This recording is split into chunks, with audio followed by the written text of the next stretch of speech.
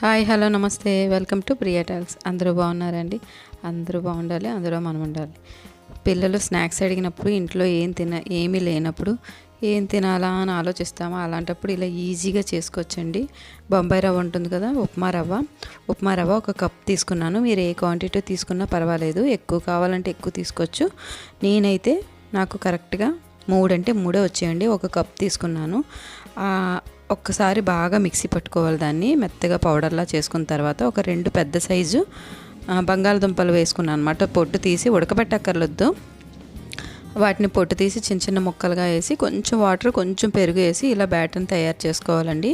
ఇందులో చిన్నగా తరుక్కున్న అల్లం ముక్కలు, చిన్నగా తరుక్కున్న పచ్చిమిర్చి, అలానే క్యారెట్, అంటే మన ఇంటి దగ్గర ఏమేమి వెజిటేబుల్స్ ఉంటే అవి వేసుకోవచ్చు. వెజిటేబుల్స్ అంటే మనం మామూలు ఫ్రై రైస్ చేసినప్పుడు వేస్తాం కదా, అలా అనమాట. అంటే స్వీట్ కార్న్ వేసుకోవచ్చు, అలాగే నట్స్ వేసుకోవచ్చు. చిన్న చిన్న ముక్కలుగా కట్ చేసి ఉల్లిపాయలు వేసానండి. ఇంకా ఇష్టం ఉన్న వాళ్ళు బీట్రూట్ కూడా వేసుకోవచ్చు. ఇంకా ఉల్లికాడలు ఉంటాయి కదా, ఆ ఉల్లికాడలు, బీన్స్, ఇలా ఏవి కావాలంటే అవి చిన్న చిన్న ముక్కలుగా కట్ చేసి వేసుకోవచ్చు అనమాట. లైట్గా కొంచెం సాల్ట్ వేసానండి, రుచికి సరిపడా సాల్ట్. అలానే తిని సోడా ఉంటుంది కదా, బేకింగ్ సోడా, అది వేయాలండి. అది వేయడం వల్ల పొంగుతుంది, బాగుంటుంది. మనం తిన్నప్పుడు కూడా మనకి ఎలాంటి ప్రాబ్లమ్స్ లేకుండా అరుగుతుంది అనమాట. ఇందులో అరగకపోవడానికి ఏం లేదు, ఓన్లీ బంగాళదుంపలు, ఉప్మా రవ్వే కదా. ఉప్మా రవ్వ చాలా తేలిగ్గా అరిగిపోతుంది. కొత్తిమీర, పుదీనా, కరివేపాకు చిన్న చిన్న ముక్కలు కట్ చేసి వేసుకోవాలి. అలానే టమాటా కూడా మన ఇష్టం అండి, నేనైతే వేస్తున్నాను. టమాటా కూడా వేసుకోవచ్చు, చిన్న ముక్కలుగా కట్ చేసి వేసుకోవచ్చు. చెప్తున్నాను కదా, ఏమేమి వెజిటేబుల్స్ వేసుకోవాలి తినాలనిపిస్తే అవన్నీ వేసుకొని చక్కగా నానబెట్టి పక్కన పెట్టుకోవాలి. దాన్ని మూత పెట్టి పక్కన పెట్టానండి, కాసేపు నానుతుంది కదా. పల్లి చట్నీ కోసం అనేసి కొబ్బరి ముక్కలు, అలానే ఒక్క ఉల్లిపాయ, చిన్న అల్లం ముక్క, ఒక 4 వెల్లుల్లి రబ్బలు, అవన్నీ కలిపి వేయించి ఇలా పల్లీలు పైన పుట్నాల పప్పు వేసి చేసుకుంటే చాలా బాగుంటుందండి. ఒక్కసారి ట్రై చేయండి కొబ్బరి చట్నీ అలాగా. అలానే పొడులు అయిపోయండి ఇంట్లో. పుట్నాల పప్పు పొడి చేస్తున్నాను అనమాట, వేపిన పప్పు. ఈ పొడికి ఏంటంటే జీలకర్ర, ధనియాలు, ఇంకా ఆవాలు కొంచెం లైట్గా అనమాట, మినపప్పు, శనగపప్పు, అవన్నీ డ్రై రోస్ట్ చేసుకోవాలి. ఎండుమిరపకాయలు, కరివేపాకు అవన్నీ డ్రై రోస్ట్ చేసుకొని ఈ మిగతావి మనకి ఎంత క్వాంటిటీ కావాలంటే అంత ఈ పుట్నాల పప్పు పైన వేసి మెత్తగా మిక్సీ పట్టుకోవడమే. బరకగా అన్న పట్టుకోవచ్చు, లేదు ఫైన్ పేస్ట్ లాగా పూర్తిగా మెత్తగా అయినా చేసుకోవచ్చు. నేను కొంచెం బరకగానే పట్టానండి, తినేప్పుడు పప్పు అలా నవ్వులుతున్నట్టు నూకలా తగులుతుంది అనమాట, భలే ఉంటుంది అప్పుడు. అలానే సేమ్ ప్రాసెస్ అండి, ఏ పొడి కావాలన్నా ధనియాలు, జీలకర్ర, వెల్లుల్లి, అలానే లైట్గా కొంచెం బియ్యం వేయడం కూడా బాగుంటుంది. కరివేపాకు పొడి కూడా చేస్తున్నానండి.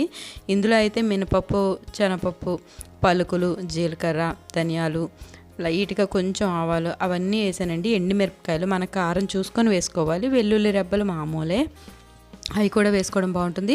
ఇంకొన్ని పొడుల్లో అయితే చిన్న చింతపండు కూడా వేసుకుంటే మంచిది. కారప్పొడి అలాంటి వాటిలో అయితే చింతపండు వేసుకున్నా కూడా మంచి టేస్ట్ వస్తుంది. బియ్యం కూడా ఒక 2 స్పూన్లు యాడ్ చేసుకోవడం వల్ల కూడా మంచి టేస్ట్ వస్తుందండి. ఈ పొడులు ఇలా రెడీ చేసి పెట్టుకోవడం వల్ల మనకి ఎప్పటికప్పుడు చేసుకోవడం మంచిదండి. అంటే కనీసం ఒక 10 రోజులకి చాలు, మరి ఎక్కువైనా స్మెల్ పోయి బాగుండదు అనమాట. అందుకే మాకు ఈ వారం కన్నా ఎక్కువ రావు ఈ పొడులు.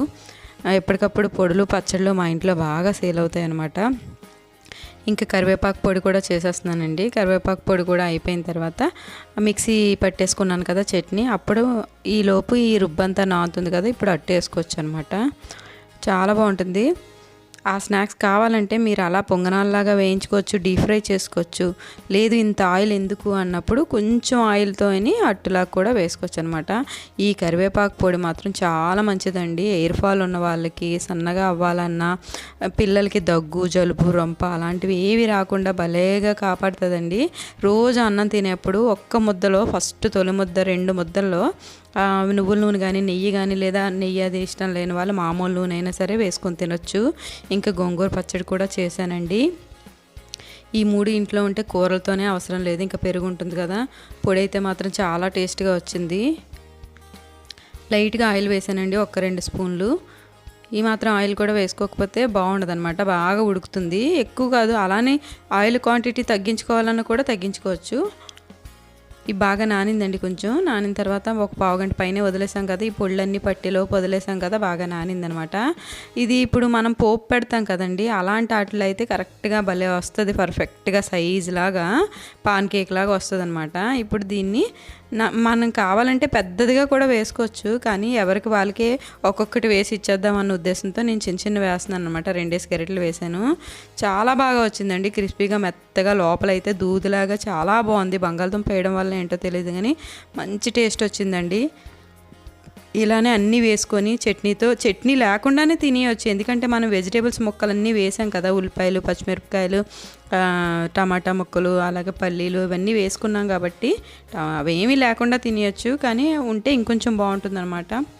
నా వీడియోస్ నచ్చితే తప్పకుండా లైక్ చేయండి, షేర్ చేయండి, కామెంట్ చేయండి, సబ్స్క్రైబ్ చేసుకోవడం మాత్రం మర్చిపోద్దండి. ఇవి మాత్రం సూపర్గా వచ్చాయి. స్నాక్స్ ఏమీ లేనప్పుడు పిల్లలు అడిగితే అప్పటికప్పుడు అలా మిక్సీ పట్టేసి చక్కగా వేయించి ఇచ్చేయండి. చాలా సింపుల్గా అయిపోతుందండి ప్రాసెస్ అయితే మాత్రం. నేను ఈ పొడులు పచ్చళ్ళు అవి చేయడం వల్ల కొంచెం లెంగ్త్ అయింది, కానీ సూపర్గా చాలా ఈజీగా అయిపోద్ది. తప్పకుండా ట్రై చేయండి. ఉంటానండి, బాయ్, టేక్ కేర్.